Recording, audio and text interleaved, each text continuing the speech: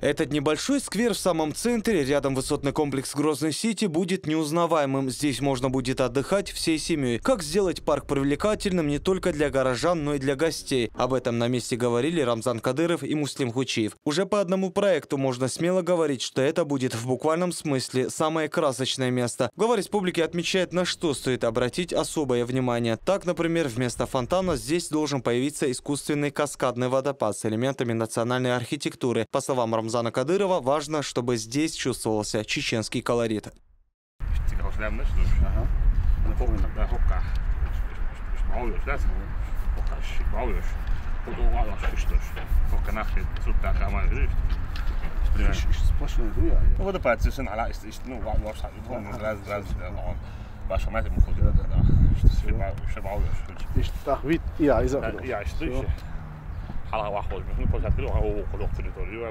Absoluut целое дастан.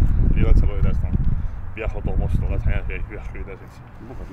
И все эти да. Долго коммуникация мухаббат эги долго.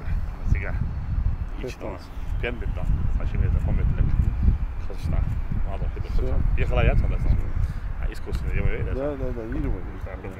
Гимса мова, ламбо. Да. Сега их чан только.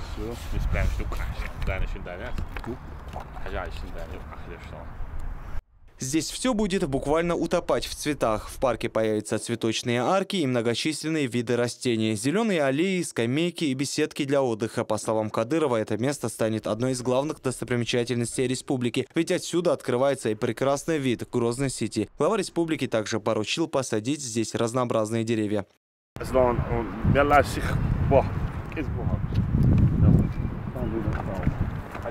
Ja, dat is superlevering dan. Maar nou was dat dat bonus dat. حباكتها خزات من الله خزم شو نحن بيقول بلا صوت بقى مرة نخلاه خزم شو خمس لا والله كان عندنا تاجرون سيت يا تندم بيكستان في اشتغلوا حد خارج تيش